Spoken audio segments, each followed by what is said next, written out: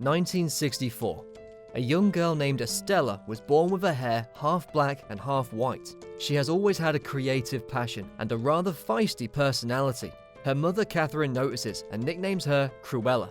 Catherine brings Estella to a private school where she promises to behave. However, the other children mock her because of her hair, and her only friend is another girl named Anita Darling, along with a dog she finds and names Buddy. After causing much mischief throughout her time at the school, Estella is expelled. Catherine laments their situation and goes to ask for help from her employer, who is hosting a winter ball at their estate, Hellman Hall. Catherine instructs Estella to stay in the car, but she steps out for a moment to observe the party. Estella and Buddy sneak into the mansion, where Estella, who has always had a love for fashion, is in awe of all the gowns and dresses at the ball.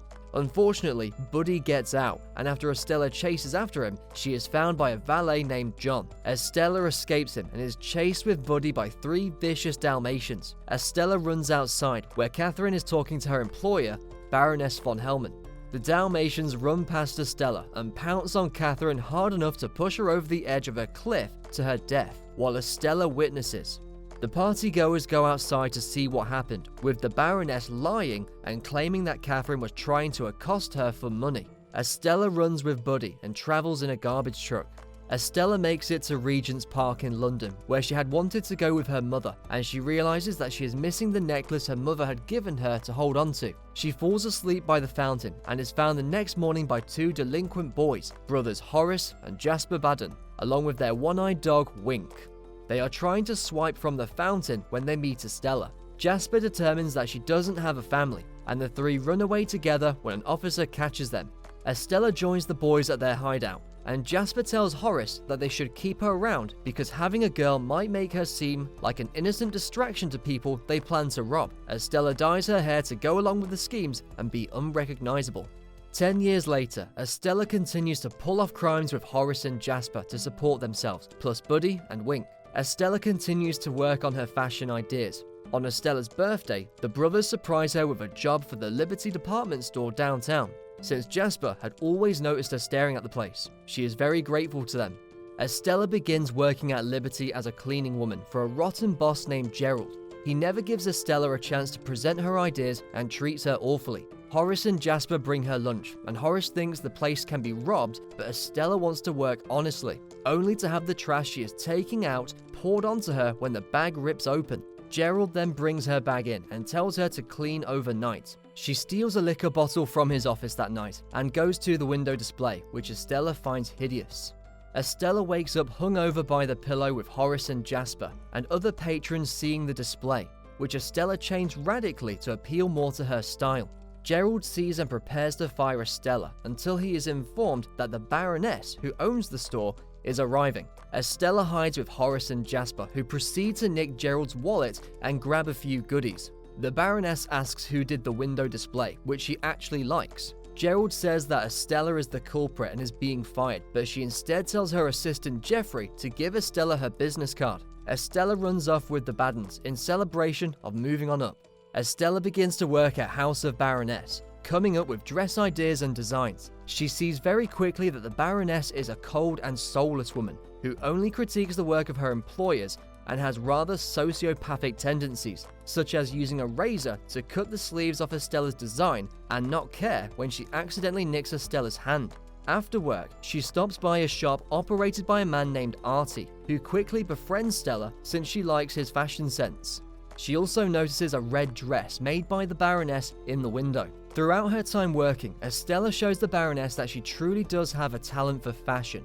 However, Estella changes her tune towards the Baroness when she sees that she's wearing her mother's necklace, despite the Baroness claiming it is a family heirloom. When she tells Estella that a former employer tried to rob her and then fell off a cliff, Estella begins to feel pure hatred for the Baroness.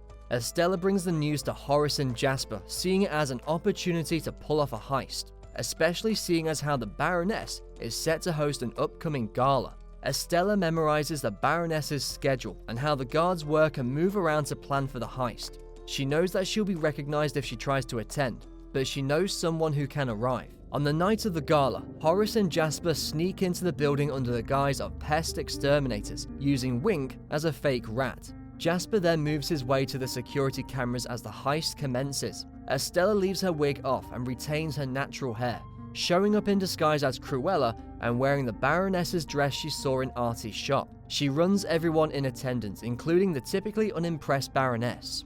Also viewing and astonished is Anita, who is a journalist and recognizes Estella from her hair. Estella subdues the Baroness's guards before having a seat with the Baroness. When Horace approaches the safe with the necklace, he finds it empty, and Estella sees that the Baroness is wearing it. Just as the Baroness realizes Cruella is trespassing, Jasper sets off some rats into the party, causing a distraction that allows Estella to snatch the necklace off the Baroness and give it to Buddy.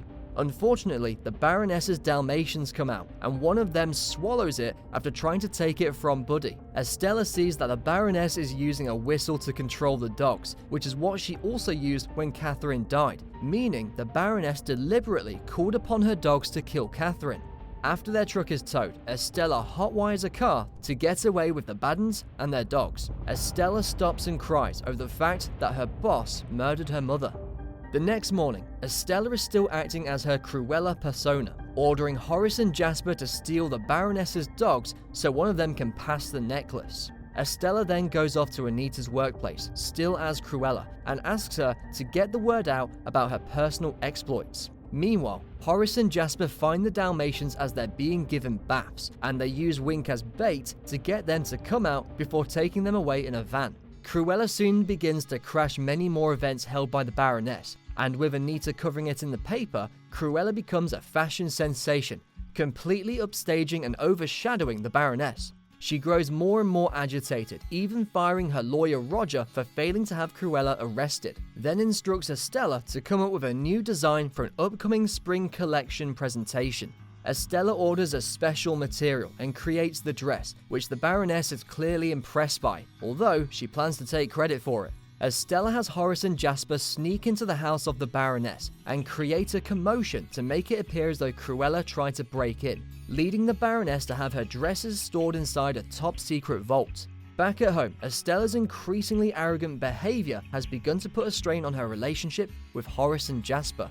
The Baroness holds her spring collection show, but when they open the vault, a swarm of moths fly out, having torn through almost all of the dress. This is because the material which Estella made her dress were special cocoons. Outside, Horace and Jasper, accompanied by Artie, put on a real show where Artie sings "I Wanna Be Your Dog," and Cruella emerges with a dress made of Dalmatian fur, leading the Baroness to think that Cruella killed her dogs. When Estella returns home, she finds Horace and Jasper tied up, with the Baroness and her henchmen having deduced that Cruella is Estella. The henchmen grab Estella and tie her to a chair, with the Baroness planning to have Horace and Jasper framed for killing Cruella in a fire.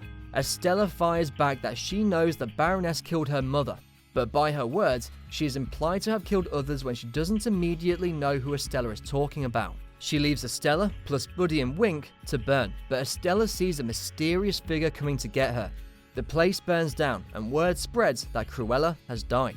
Estella wakes up in John's house, along with Buddy and Wink, plus the still-alive Dalmatians. He brings her Catherine's necklace, which, to Estella's surprise, contains a key to a box. Inside the box is a birth certificate of Estella's. John then reveals that the Baroness is Estella's true biological mother. Although the Baron did want children, the Baroness thought being a mother would hinder her success, so she ordered John to have the baby killed after she was born, but he instead found Catherine and gave Estella to her so she can be raised properly. Estella is in disbelief and runs away, stealing a motorcycle from a delivery boy. She rides back to Regent's Park, where she addresses the space as Catherine. While she is in disbelief at being lied about Catherine not being her mother, she still viewed her as such, and now decides to embrace her new identity as Cruella, born brilliant, bad, and a little bit mad. Estella gets a truck and busts through the front of the police station, then sets Wink inside to get a key to Horace and Jasper's cells. Although they break out, they are still mad at Estella for how she treated them. After she tells them about the Baroness being her real mother, they go back to John's home, where she says that Horace and Jasper are her family. They then gather to come up with a final plan to bring down the Baroness, and Estella later goes to Artie for help as well. Horace comes back with the Baroness's Panther de Vil car, and Estella likes the sound of the name. The Baroness hosts another ball, where all in attendance are wearing wigs to honor Cruella. Estella grabs a pin and pokes the Baroness, distracting her long enough to grab her dog whistle. She uses it to bring the Dalmatians outside by the cliffside. Horace, Jasper, Artie, and John gather people to start heading outside. Estella gets the Dalmatians to obey her and then reveals to the Baroness that she is her daughter. The Baroness once again takes credit for Estella's talent and pretends to want to take over the business alongside her. She approaches her as if to hug her, but instead pushes Estella over the edge. This is witnessed by everyone just as police arrive, and the Baroness is unable to cover it up. Luckily, Estella prepared for this, and she uses a parachute to stop her fall. As the Baroness is being arrested, Cruella arrives, once again surprising everyone. Estella, through narration, reveals that she bequeathed her will to Cruella, knowing that Baroness would try to kill her, which now leaves her with her mother's fortune. Cruella holds a funeral for Estella, then takes Horace and Jasper back to the estate, which she renames Hell Hall after taking the man out of Hellman. Together with John and Artie as part of the team, Cruella tells the brothers that she has some big plans in store. During the credits, Cruella leaves a Dalmatian puppy named Pongo at Roger's home, and another named Perdita at Anita's home. Roger, who has now become a songwriter, begins to write Cruella's iconic theme song.